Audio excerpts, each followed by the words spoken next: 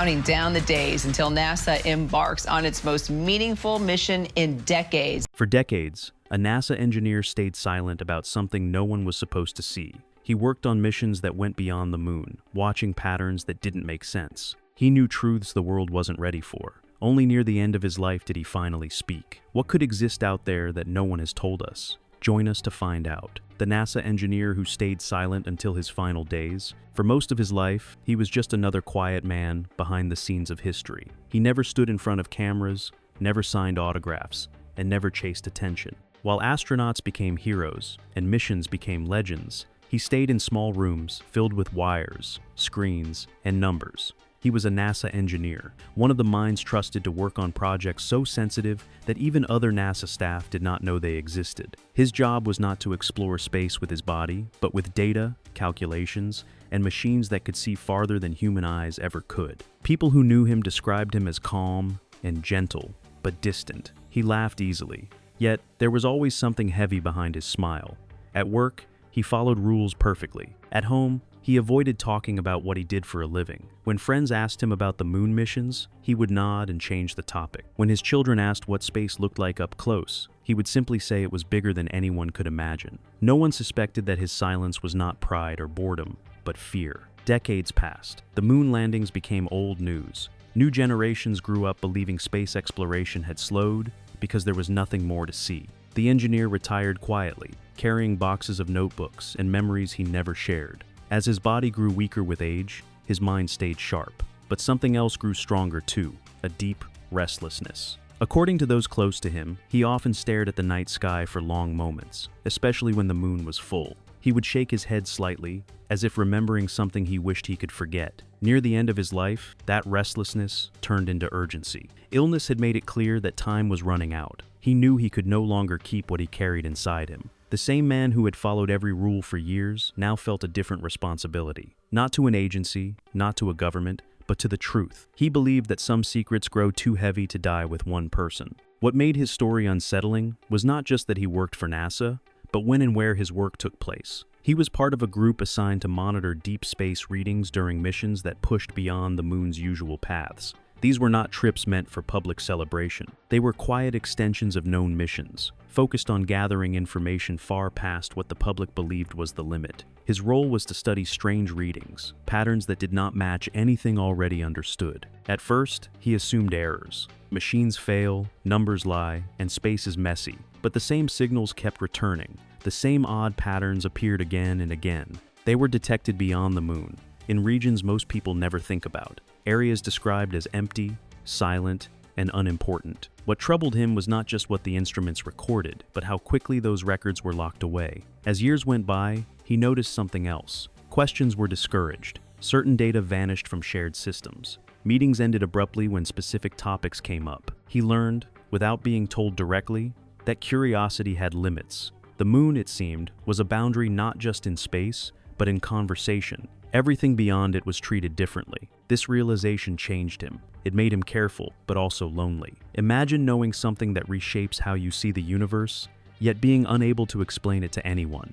Imagine carrying that weight while the world looks up at the moon and believes it already knows the whole story. That was his life. As his final days approached, he began putting pieces together, not with equations, but with memory. He knew that what he saw beyond the moon was connected to a mission the public never fully heard about, a mission that was never meant to raise questions.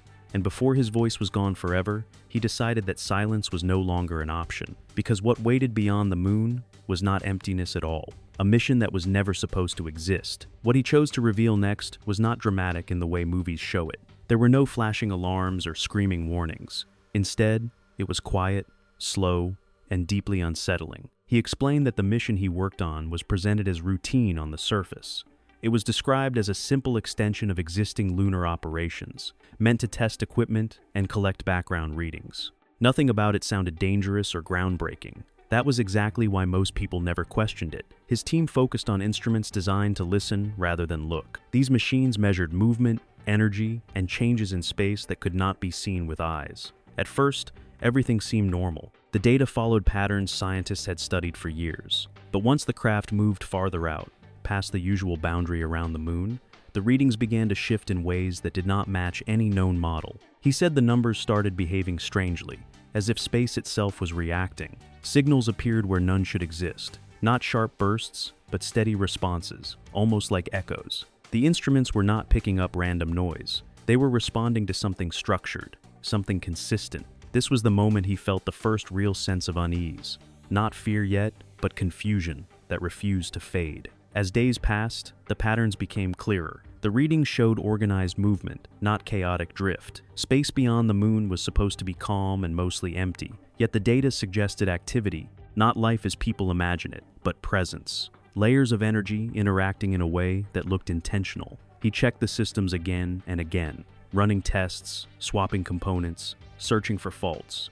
Each time, the results came back the same. When he shared his findings with supervisors, the reaction was immediate but controlled. No panic, no excitement, just quiet attention. He noticed how fast the mood in the room changed. Conversations became shorter. Emails stopped coming. Certain files were restricted without explanation.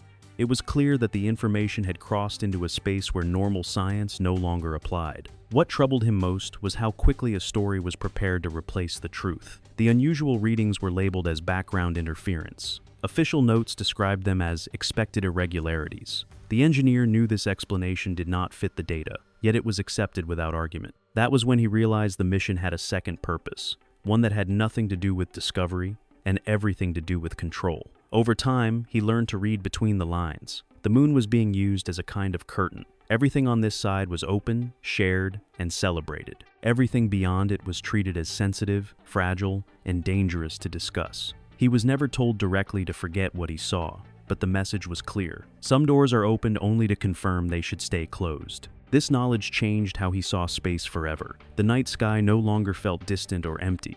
It felt close, aware, and layered with things humans had not named yet. He said the hardest part was pretending nothing had changed. Going to work, attending meetings, living daily life, while carrying the understanding that humanity might not be alone in the way it believes. As he spoke near the end of his life, his voice did not carry fear. It carried sadness. Sadness that curiosity had been replaced by silence. Sadness that truth had been divided into what people could handle and what they could not. He believed the discovery beyond the moon was not dangerous by itself. What made it dangerous was hiding it, burying it, and allowing fear to decide what humanity deserves to know. And just when he thought his story had reached its limit, he revealed one final detail that shifted everything. The readings did not fade over time. They grew stronger. Whatever existed beyond the moon was not moving away. It was still there, waiting. And that realization was the reason he could no longer keep quiet. What NASA's instruments detected beyond the moon, as his strength faded, his memories sharpened,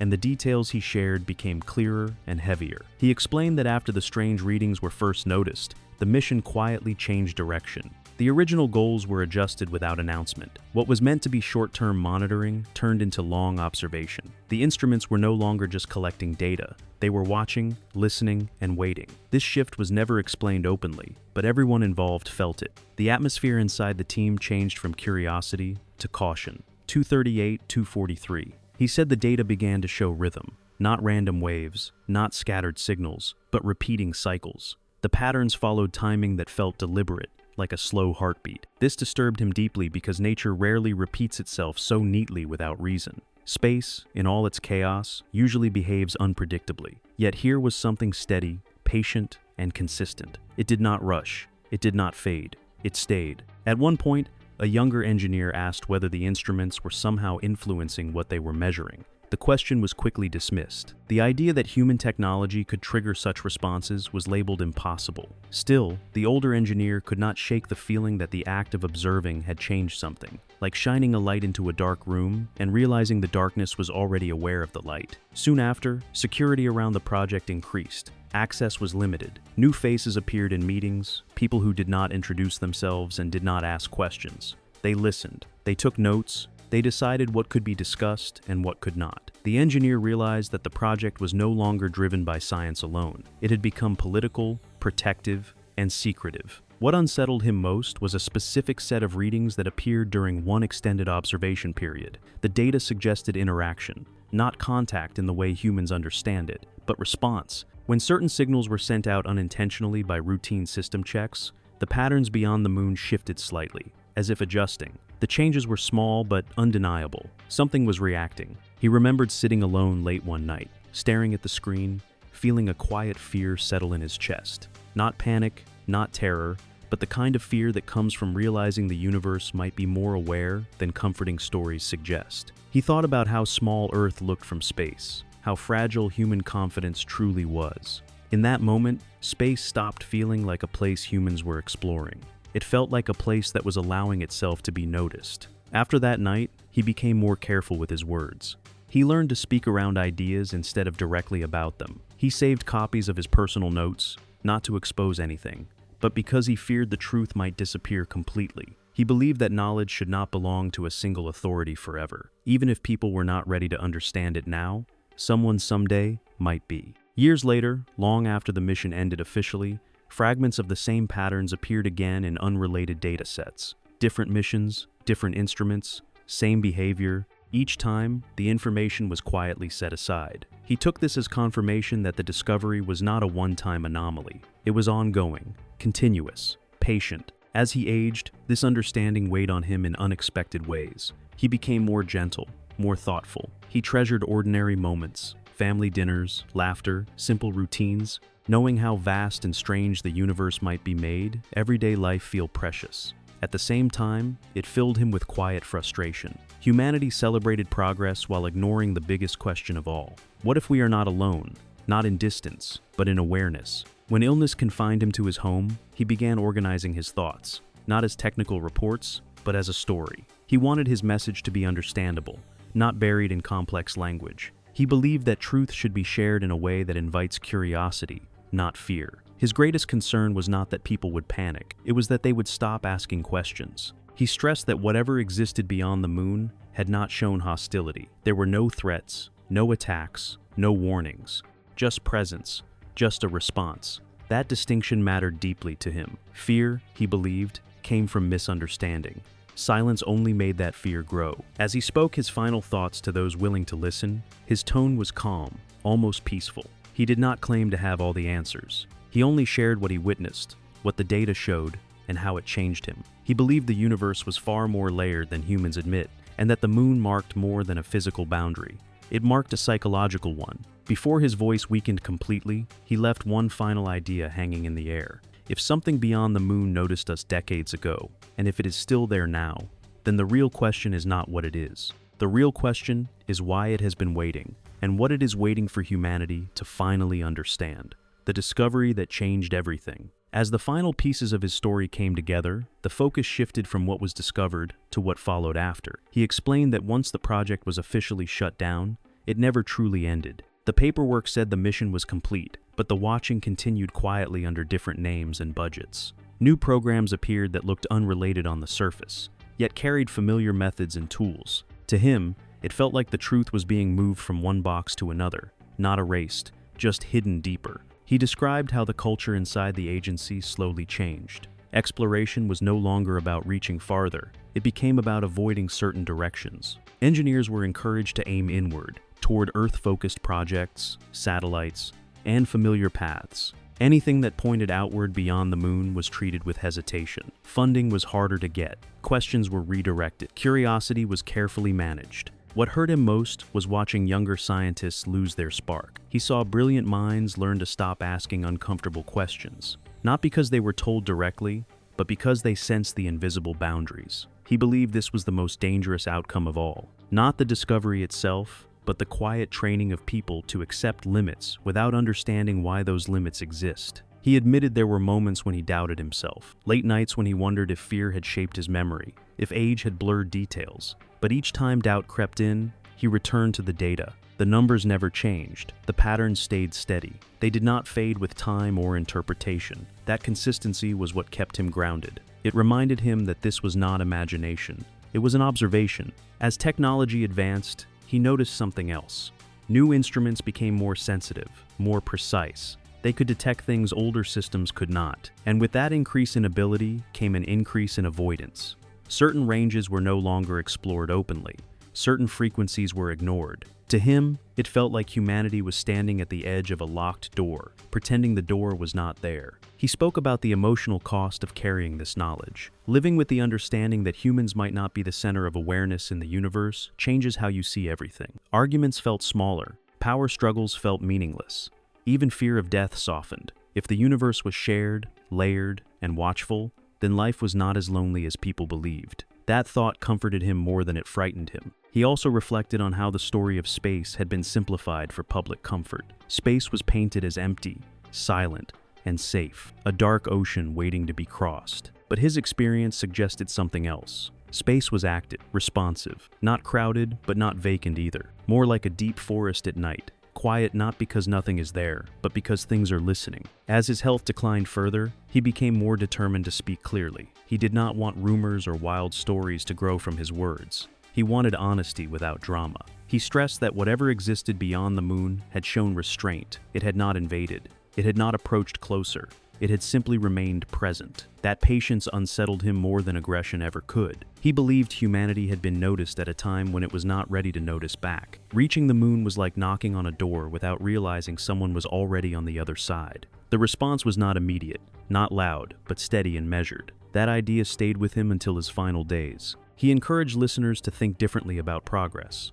True advancement, he believed, was not just about better machines or faster travel. It was about emotional readiness, about humility, about accepting that intelligence and awareness may exist in forms humans do not control or fully understand. Until that maturity develops, some truths may remain just out of reach.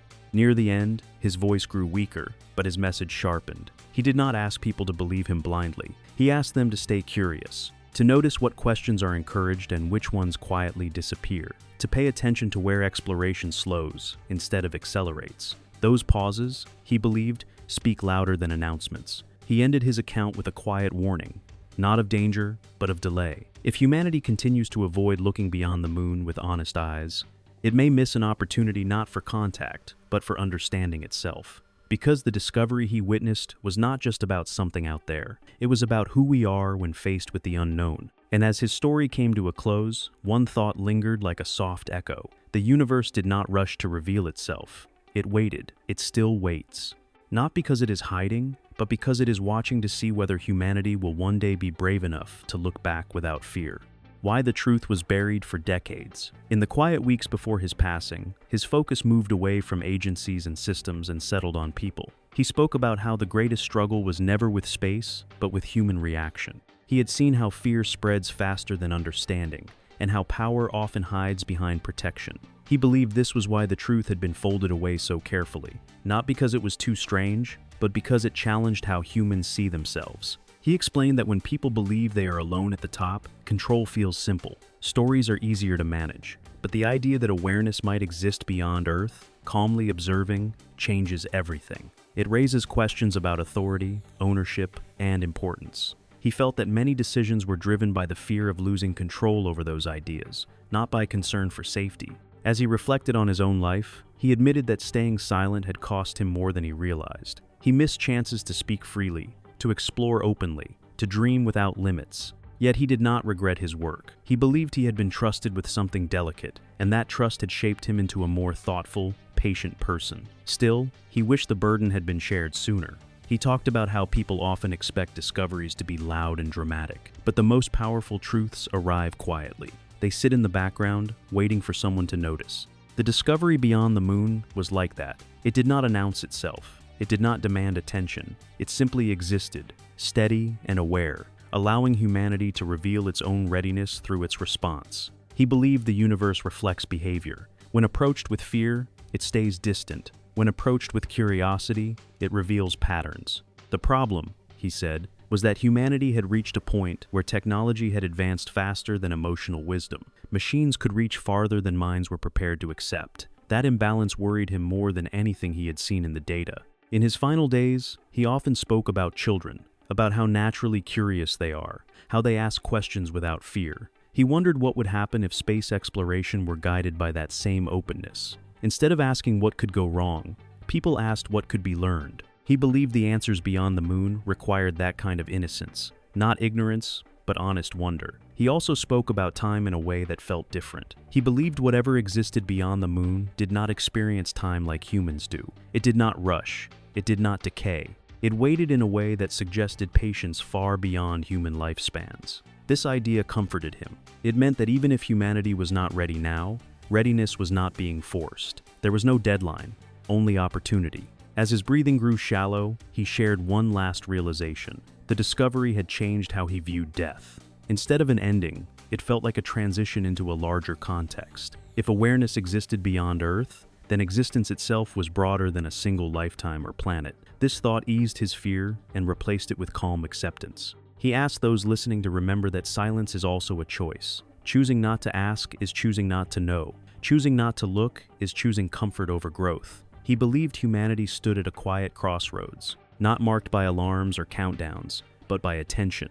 Where attention goes, truth follows. He did not claim that answers would come easily or quickly. He believed confusion was part of growth. Fear was natural. But hiding from the unknown, he warned, only delays understanding. The universe, in his view, was not threatening humanity. It was offering a mirror, a chance to see how humans respond when they realize they may not be alone in awareness. In his final moments, his thoughts returned to the moon. That familiar light in the sky that humans had celebrated as a destination, a victory, a symbol of progress. He believed the moon was also a reminder that every boundary reached reveals another beyond it. That crossing one line does not mean the journey is over. It means it has just begun. After he was gone, those who heard his story were left with more questions than answers. And perhaps that was his true intention, not to provide certainty, but to awaken curiosity. To remind people that the universe is not just something to be explored with machines, but with humility,